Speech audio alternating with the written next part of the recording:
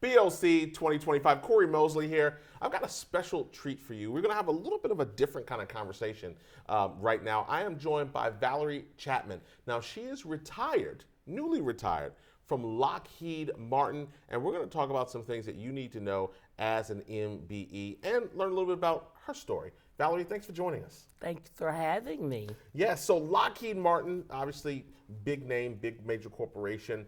You've recently retired from there. Now, Lockheed Martin has a storied history with the council. I'm told more than 40 years That's on the correct. council. Yes. Now, how long have you been involved with CVMSDC in the council? About 20 years. Okay. Yes, Okay. 20 years. And you've recently retired 2 from weeks the ago. role of?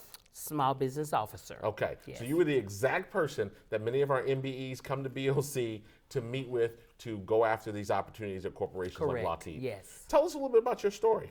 Oh, well, when I started with Lockheed 28 years ago, and I just retired, as you said, I started as an executive administrative assistant.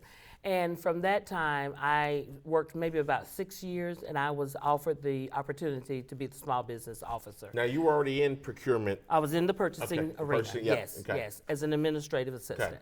But And- that means you're still seeing everything that comes through. And I worked very bids, closely. RFPs. That's right. Yes. I worked very closely with the young lady who was the small business officer. Sure. I was kind of like her right hand. And so I learned, and I was excited about learning. And when she decided to leave Lockheed, I was offered that position. Wow. And I was very excited because I'm a product of small business. My dad Your was a family. small business owner, offset printing for over 30 years. Wow. So it's real near and dear to Yeah. me. And so I was excited to join the council. Great people, corporations, MBEs, and I felt that when I would be in the matchmaking, which is one of the best things I think that Yeah. CVMSDC offers, it gave me an opportunity to kind of maybe train and share. Yes. Because I knew a lot of small business mentor. and mentor. Yes. I love that piece of it because I could see the desire and the burning of these new entrepreneurs. Yes. So I wanted to make sure that I had a personal contact and that as they went on their journey, they know how to approach people like me at the right. corporations because it's not easy. Well, you know, It's I not think, easy. right, you'll agree, it's just a fact. You know, a lot of times people come into an organization like this, they go through the process, they get their certification, and they meet you and they go, where's my $1 million contract? Exactly. Hey, I'm certified, so what you got for me? Not how can they enhance the value. And I think a lot of people miss the opportunity that you're there as a conduit to the bigger opportunity. You're not just handing out contracts, but you're Correct. looking to facilitate, and you've got to make sure great partners are coming to your corporation, or else your reputation is at stake there. That is so true, so true, so Tell true. me about just some of those experiences and what advice you have for people now. Well, you know, one thing, and I went to a workshop today, and I thought it was an excellent workshop about pitching. That's very important. Yes. And the gentleman was talking about building relationships. I'm very big on that. I know some people are just Transactional. doing their pitch and Yeah, yeah. they're going. You got to start with a relationship because, as you say, just because you approach me doesn't mean I have a contract for you. That's right. Let's talk about it. Let's talk further, even after the fact, and let's build that relationship. Because in a lot of times, if you don't have a product or a service that I need Right. from Lockheed Martin standpoint, come on, we're the biggest defense contractor in the world. Yes. We build military aircraft. Yes. So if you don't have that service or that commodity, I may have a partnership with another corporation Yes. that I can pass you on to. Right. And I will always say to small business owners, know who you're going to. Study, learn about the company that you're wanting to knock on the door Yes. for opportunity.